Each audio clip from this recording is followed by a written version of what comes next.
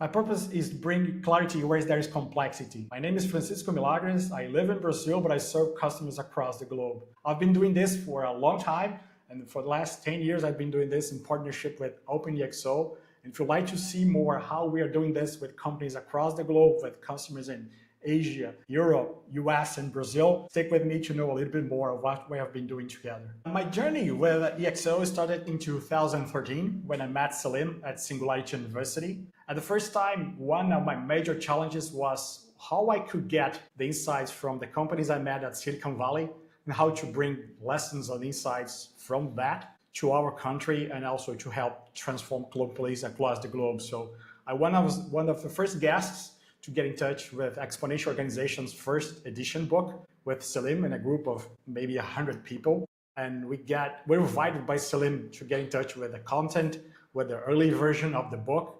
And then we were creating the first version of the community that we know now, that we can create methods and tools around the concept of the book. So that's where I met Salim in the Silicon Valley at SU. The turning point for me was in 2016, when a group of 30, 40 people, we get together in Toronto to create the first methodology to apply the inspirational concepts of exponential organizations into a method that we could apply to large companies and help them leapfrog in a couple of weeks within a horizon of 2 years in the future. So we kind of started creating the first version. We crafted the first version of ExO Sprint with testing and validating hypotheses with a group of clients. And since that meeting, we got the click that, okay, that's a bit big because we're creating something that will be open and will impact a lot of number of companies across the globe. In Brazil, I've served a large number of companies. Some of them that I can list was Visa, a large payment company. Coteminas is a large textile industry. Park Indigo is the largest parking management company in the world. They're based in France. They're the second largest in Brazil. Another large one is Mobly. Mobly is an online retailer for home items. They have 120,000 items on their catalog for online and also offline sales. And more recently, Senhor Sistemas. Senhor is a large ERP company based in Brazil. They are the third largest company in the sector in Brazil. And we have mixed the ExO Sprint with their strategic planning that I help them craft this for the next 5 years. Mobly is a startup backed by a German fund based in Brazil, created by 3 young founders. They met in Silicon Valley. They created this company to sell online items and decoration items and furniture online. They started 15 years ago in the beginning of this exploration of this hypothesis of selling home goods online. And when I met the 3 founders, they were also very excited about the concept of ExO, but they were already thinking about in the future how they could take advantage of the large number of information that they have from their clients to create new business outside of the pure online business that they already had.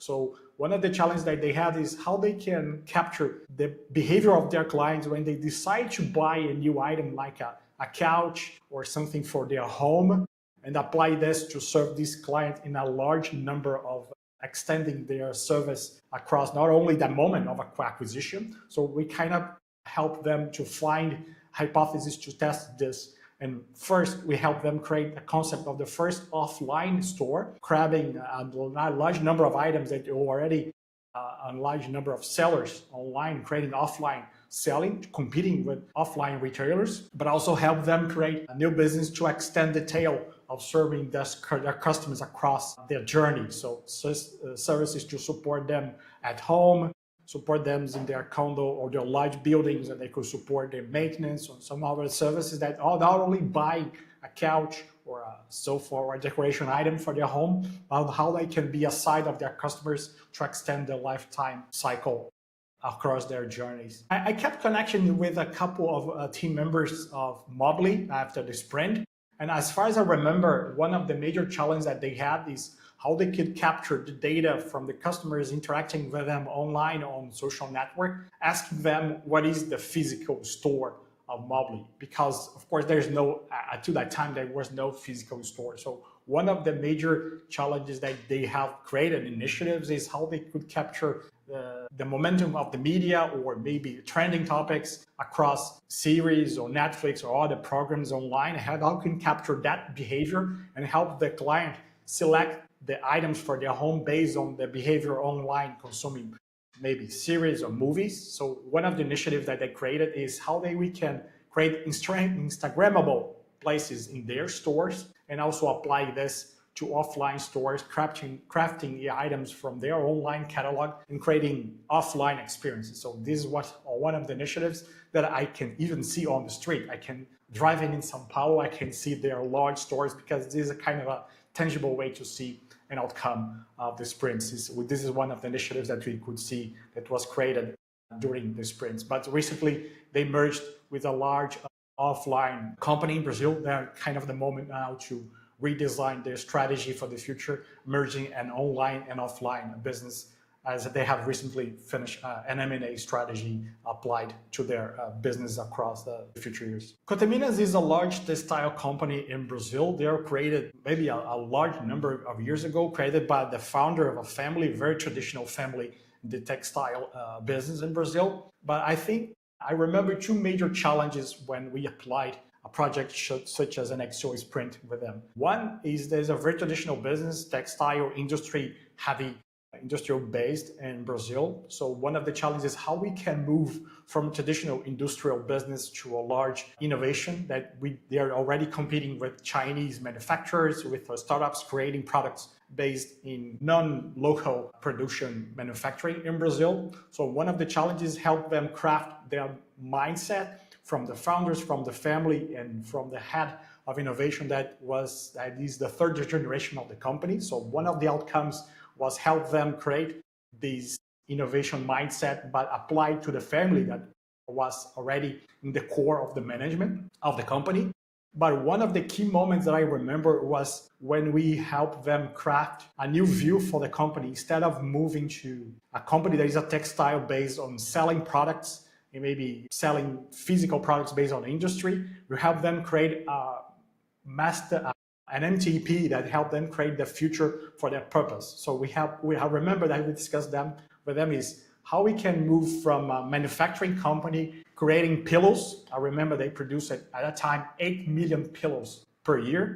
So how they can move from an industrial business to a home maybe wellness and staying at home with a quality of life, and then product will be a part of this quality of life and well-being at home, instead of buying a product to support your room or your living room or your bedroom. So that was one of the aspects that we have discussed that changed their mindset, how to apply MTP to craft the way to get the relationship with their customers. One of the outcomes that they have created after the ExO Sprint was a business to not only, as I mentioned before, creating products to serve as a purpose for their bedrooms, rooms, or as a furniture to support their lives, but also create a purpose of finding a very specific pain point of the people living in large cities in Brazil. But in one of the challenges that we found, and they created a spin-off, was the quality of the sleep. You know that people are sleeping less and less, not in the very quality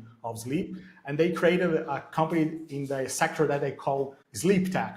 So instead of selling products or selling pillows, they kind of crafted a startup outside of the company called ProSono. They called Pro Sleep, and they created this spin-off company to create products to support better quality of sleep for Brazilians. So they created a prototype for a pillow with sensors, with a better product crafted with nanotech technology. And as far as I remember, they're creating this. I haven't seen any improvement of this company recently, but this is one of the outcomes that they created after the ExO Sprint, creating a spin-off not only to sell products, but to sell a specific problem of quality of sleep, creating a spin-off for a sleep tech company. At Visa, I was part of very specific moments there, but I remember on the Disrupt session at the week 5 of the sprint that I was part of a group of people watching the pitches and giving them feedback. And also during another project, I was advising another financial company that they also allied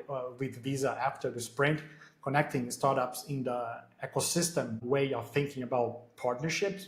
But I remember very specifically that they mentioned in the long term, they already had a very large number of financial margin to get from all the transactions, but they already knew that the major number of information and the larger chunk of money that they could get from the customers are the data that they were not allowed to get with transactions from just traditional business when you swipe or put a card using chip and PIN with Visa. So one of the challenges that we help them is how we can use the customers that already have their phones with RFID, proximity, or cards with RFID to not only help them pay the transactions, but using them as a way to maybe support their way of mobility. So one of the projects that we help them, and they were creating very much business and growing a lot, is connecting with the public transportation systems across Brazil, not only allowing them to use their Visa cards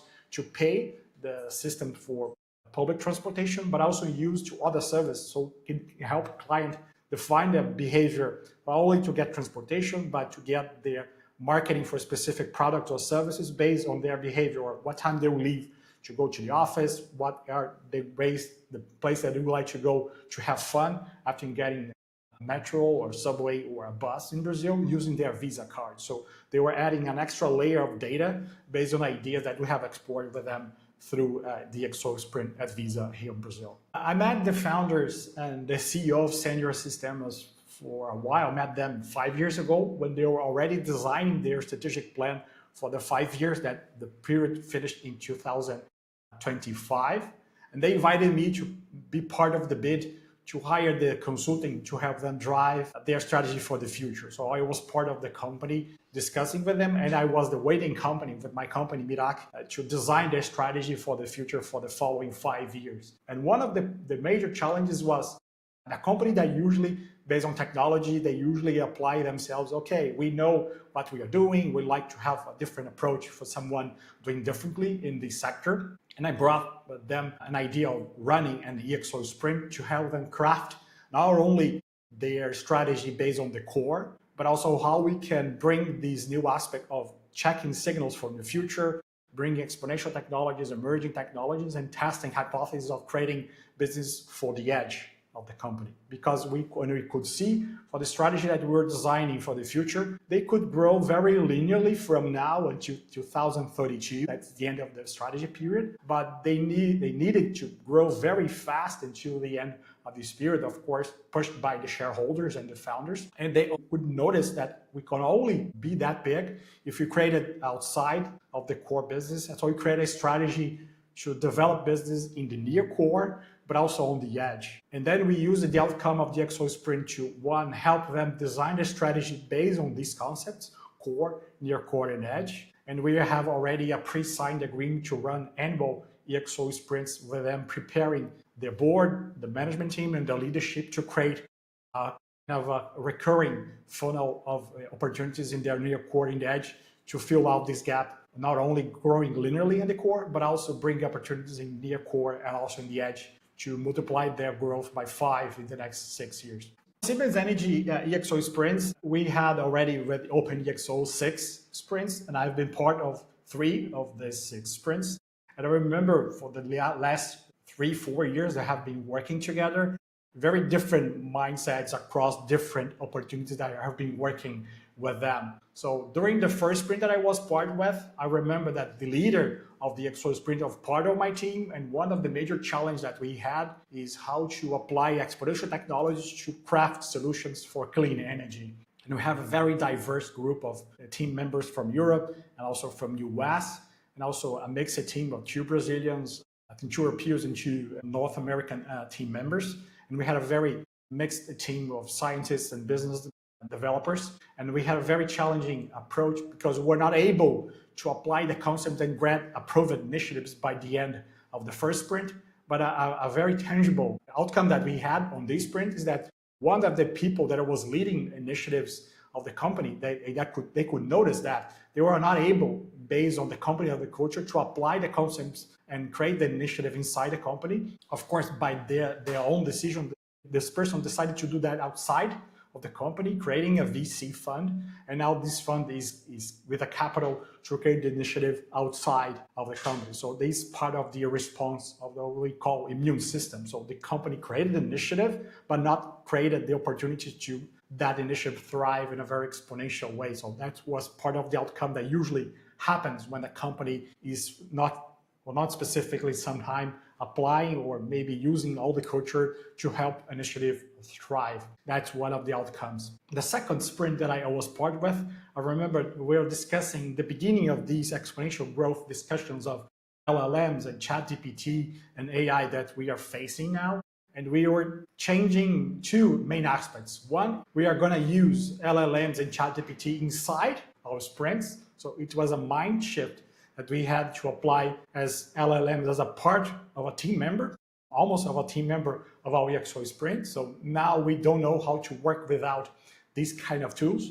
We use that a lot to apply and help us craft documents, craft information, consolidate reports. So we use that. But one of the very specific aspect that we learned from that we got a very specific challenge on how to apply quantum computing at the moment that we know already is still developing, but to solve a very specific problem on materials of the company. This is a public information. As soon as we finished the project, one of the things that we noticed that we are not helping the immune system attack the initiative and not getting funded. And one of the things that happened that the team were not getting the approval from the end of the ExO Sprint, but one of my peers, the shadow coach from the company, was able to secure an investment, help the team grow, and get in touch with the team until now. They have raised a lot of capital to invest in this initiative that was creating a new momentum after the sprint, supported by a person from the company that was kind of buying the idea and getting this to a new level. So this is a very good moment that we could see. And the sixth sprint that was developed by our team on OpenExO that I was part with, the sprint that we have finished a couple of months ago that had teams from US, from Canada, and from Brazil. And it was part of the team that mixed team members from Brazil, from Latin America. And we're leading an initiative of turbines, ethanol-based turbines, with a team based in Latam and in Brazil. And have opportunities to work with these teams that are younger professionals in this team. And one of the initiatives from our team was approved to create a new specific ethanol-based turbine that will be prototyped and presented at COP30 in Brazil within a couple of weeks. So these are also very successful moments that we could get a very traditional industrial business by using the mindset of the exponential way of creating, connecting parts, and bringing technology to be a very successful initiative also in this sprint that I was part with. So I've been very grateful to be part of 3 out of the 6 sprints with Siemens Energy. I think the major challenge when we compare traditional consulting models with ExO Sprint and why is this so successful is because the traditional models for companies that usually apply traditional methodologies is because they are based in the closed concept of scarcity and accessing the content from their inside, only from their inside their business and from their community. And we are using different point of views for different cultures and with an abundant model that we can grab content, insights, and knowledge from our global community. So if we are discussing even strategy with a specific sector in Asia, we can just by pinpoint of a WhatsApp group, our community, we can access knowledge and also reference from our platform, from our community to help transform their business based on a very different approach that we should apply this to a traditional large consulting company that usually they have closed models and not open for external feedback, for external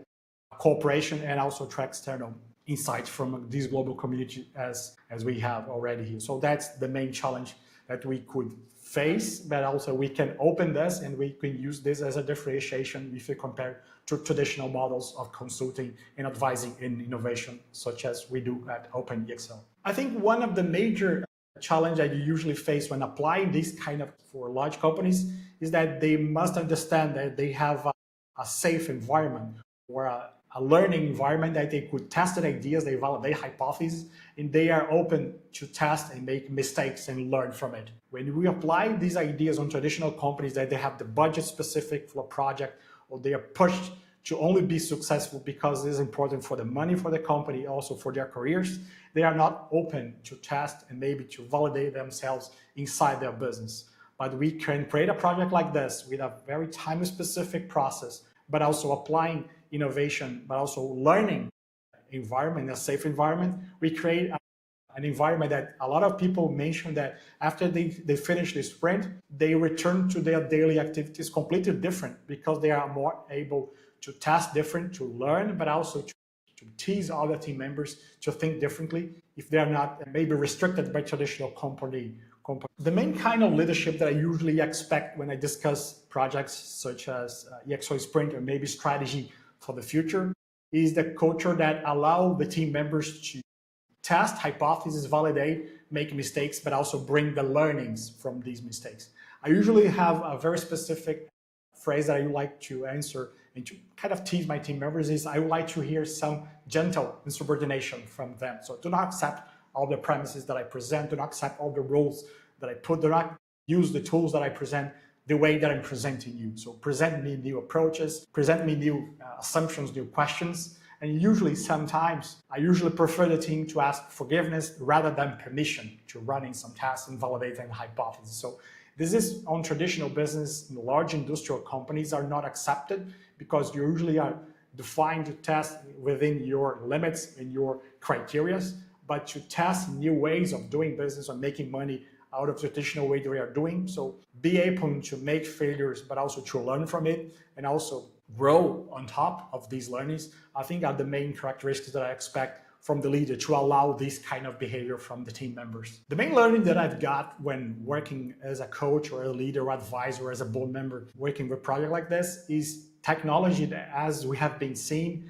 are changing a lot. And the technology that I learned I've been using for 20 years is different now and you'll be different within 5-10 years. So the main aspect that usually I have to consider is the hardware that haven't upgraded in these years is that our body, our human behavior, our human skills. So one of the major challenges that I see is even though in the changing technology, how we can use the human aspect to help these leaders thrive and transcend outside of the technology that will be available at the moment that you're applying this concept. So the main learning that I've got is how to understand the human behavior, the human skills, but also the anxiety, the agendas, how they can mix with their own perspectives and also their different cultures and how they are able to thrive. Even we have different cultures applied to this project, but also using different technologies. So the human aspect is even the key part of this. Even with more technology that we have access, the human aspect is the more important one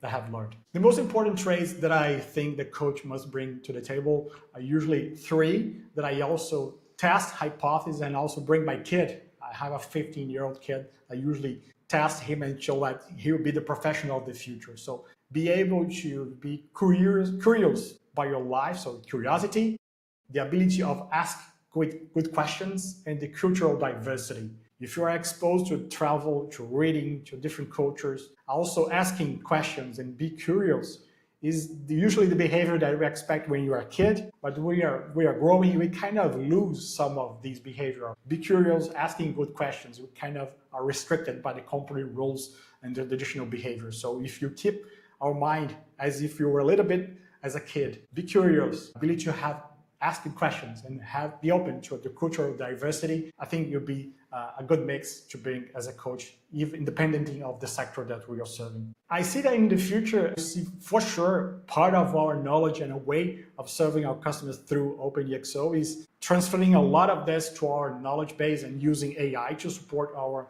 manual and more regular activities. So bringing more kind of a high level to our brains and to our cultural aspect and use AI to process natural activities and more manual process of this. Another way that I see, and the same way that you have a community of team members, we might have also a community of agents help us craft the knowledge and consolidate to help these customers thrive and develop through the long term, not only depending by people, but also how we could be part of a large number of community of agents to support this in the future. But one thing that I also like to see is how the practitioners or people that were already part of a sprint, maybe in the client side, can also be part of this community, maybe part of to be part as an advisor, a speaker, or maybe as a consultant also, a coach, is also serving other customers. Not only we as practitioners creating the methodology and crafting and evolving this, but also bringing the community to support other projects. That usually think that I would like to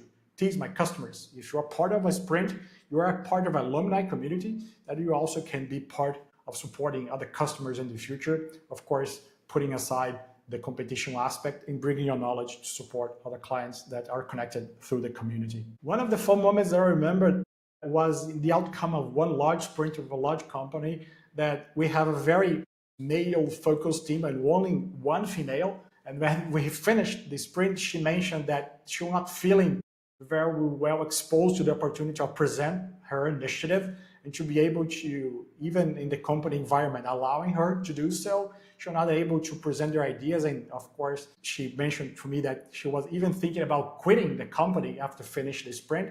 And I was able to mentor and coach her after the sprint. I remember very specifically a couple of months later when she mentioned that she could capture the learning of running ExO Sprint, applying this concept, be adapted when she found a challenge, even not getting her initiative approved.